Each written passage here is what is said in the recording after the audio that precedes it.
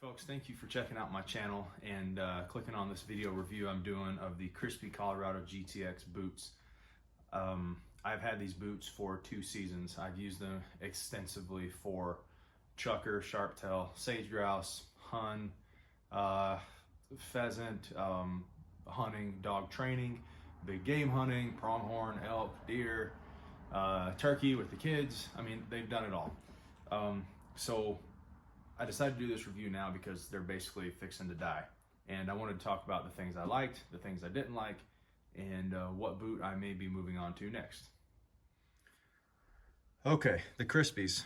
So, really like the boot. I think overall it's a really durable design. The blowouts and the failures in the stitching and in the materials all happened in pretty much the exact same spot that it happens with every boot that I've ever had. But before we get into the failures, I just kind of wanted to highlight, how the boot looks, what it's made of, some of the basic features of it. Okay, so you've got Gore-Tex lined boot, kind of the Cordura type finish on the outside here, the fabric. A couple of layers of leather, the layer here that holds your lace eyelets and your hooks on, another layer down here, double stitched on all these. And then the lining right here, very durable. I'm not sure if this is Hypalon like they use on whitewater rafts or what, but this is kind of the waterproof layer. It looks to be triple stitched there. And I would guess it's glued on the inside too. I don't know for sure. Vibram soles, which is one of the main reasons I decided to try Crispis out. I've tried some other boot brands. I'm just gonna say it. I've tried Danner's. I had a Danner fire boot years ago when I did Wildland Fire, and it wasn't as good as White's, and that's to be expected.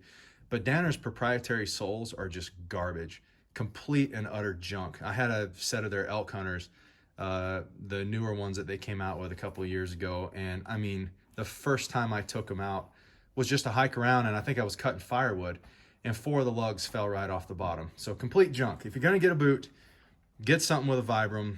The Crispis have Vibrams.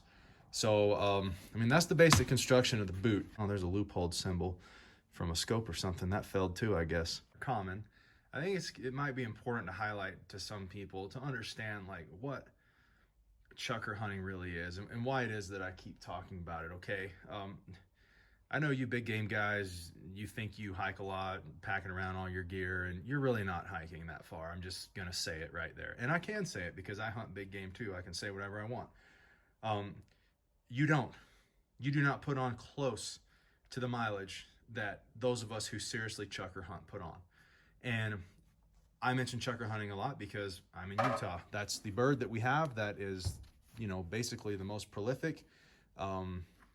I get the longest season out of it. It's like a 5-month season. Excellent for dogs, getting the dogs into birds and bird contacts for young pups.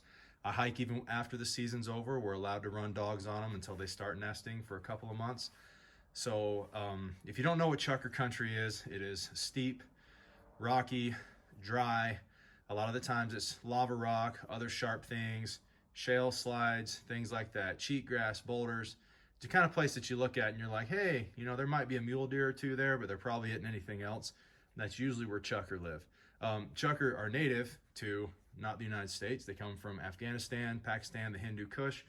If any of you have ever been to Afghanistan, I got a free trip paid for by the government, 11 years ago. I liked Afghanistan a lot better than Iraq. But hey, steep mountains, deserty, dry mountains, they still get snow. The terrain is very similar to what we have here in Utah. And so that is the kind of country that 90% of the time I was using these boots that I was hiking in. Now, I point all that out because as I show you the sole, I'm trying to get you to really understand. And this is, Crispi selected to use this sole, but this is a Vibram sole. It's not their own proprietary thing. These lugs, this sole, is so flat. I have rounded off every single lug on this boot. They are half as tall as they were when I got it. Some of them are less. The thing that's supposed to say Vibram really barely even says Vibram anymore. These soles have held up extraordinarily well in the kind of country I was just describing, going after chukar. Not Sharpies in the nice rolling hills, not even sage grouse in the open sage flats, chukar. The soles handled it. So in the spite of the fact that Crispi didn't make the sole, they absolutely picked the right one. For 2 seasons of use, I'm absolutely happy with how long this sole lasted. And again, you know, boots like White's and some of the Danners and stuff, you could take them in and get them resoled. I don't know that Crispi does that. I'm not going to say that they don't. Maybe they do. They don't look like they would be a resolable boot because I don't see any stitching around the edge, but maybe they are. I have no idea. The bi-density cushioning part that's above the sole, between the sole and the shoe, I'm not sure if that's part of Vibram's thing or if that's something from Crispi, but it did absorb, I felt like, pretty well. You know, those times when you're coming downhill and maybe you're on the back of your heels a little bit more than you are when you're climbing up. So I think overall, again, the bottom half of the boot was built very, very well, very good sole selection, and lasted for about as long as I hoped it would. Best case scenario considering what I do. Okay, now we're going to talk about the failure points, and I'm sure you know where it's at. Like I said, it's like this on almost every boot. This is where boots tend to give out when you're hiking in steep, uneven, sloped terrain. Your body, even if you're trying to cut switchbacks on a mountain, the gravity is pulling you down into the inside of your boot. And so it's almost always the insides here that end up going when they finally go. So this right here, a prime example.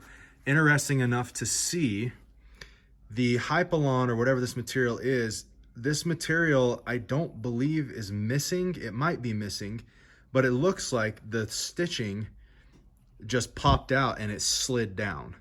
So as the blowout began, and I noticed this starting last year, I didn't have any of these problems. They were 100% intact at the end of last season, but it was probably November, early December of this year that I started noticing that this was going. We have some separation here as well, where the leather meets the Cordura Gore-Tex stuff there. But most of it is down here where the waterproof part pops off. And I mean, it basically blew out right along the stitch all the way down. And yeah, so, you know, the boot is still sort of functional, but this is where you basically, if you're hunting chukar coming over on the north slopes, you're going to start getting snow in your boot. And, you know, my sock was showing right in there. And so that's where the failure point was. Boot number 1, this is the right boot. Boot number 2, exact same thing. We can observe the sole just to give you a quick comparison, let you see it's the exact same as the other one, worn down. Why is it so worn down up here? Well, this is the ball of your foot, and when you're hiking up steep ridges, this is where you're putting all your weight and all your grip is at. So everything is pretty much the same here. The blowout is also pretty much the same. This one had a little more severe of one. I don't know why it went first. Maybe I just slid down that hill more. But yeah, you can see all the way into where the bed of the sole is. Again, stitching completely separated from the liner.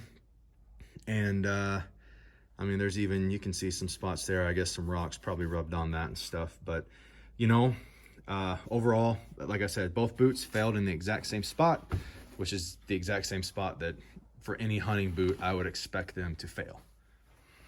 Okay, so what boot might I be going to next? After going through all this, what have I learned? Is Crispi still the company that you should try and maybe stick with? And I'll say for the price, I think they are. And I wasn't trying to bash on Kinatrek or Loa or any of those other companies. Some of their boots are more expensive than what Crispi makes, and that doesn't necessarily mean they're better, but it also doesn't necessarily mean that they're equal. There could be components in there that are lighter, more breathable, better to work with. And if I were to switch companies of boots to another company, you know, which you should do, you should try out different things. I understand that, but I'm seeing things from Crispi when they release their new line of boots every year that make me happy. I think that they are improving their boot consistently.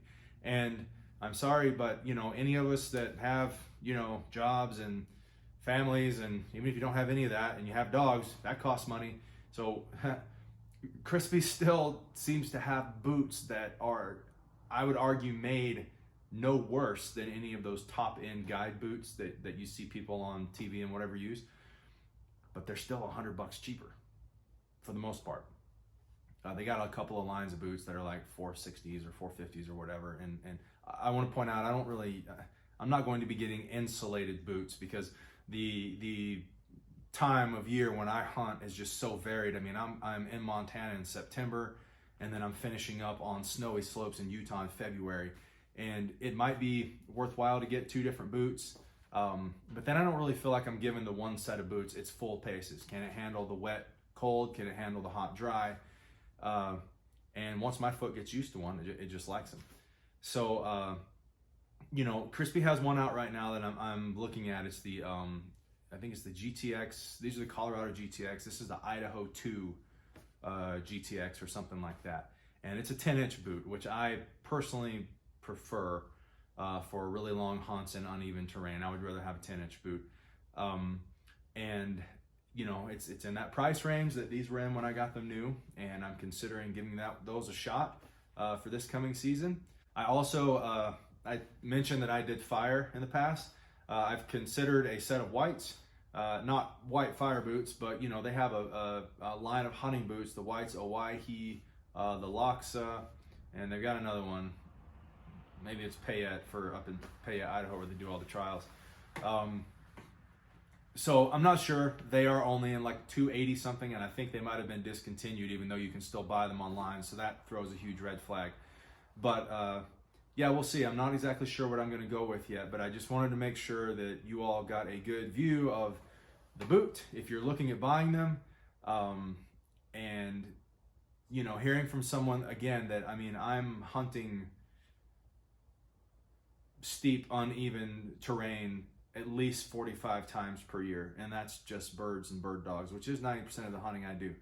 They've also done elk, they've also done deer, they've also done other things. I've used them for everything other than working. I don't use them as my work boots, but I think that they are a really good boot if you're in the market for a good 8-inch boot, and you probably won't be putting hundreds of miles on them in a year.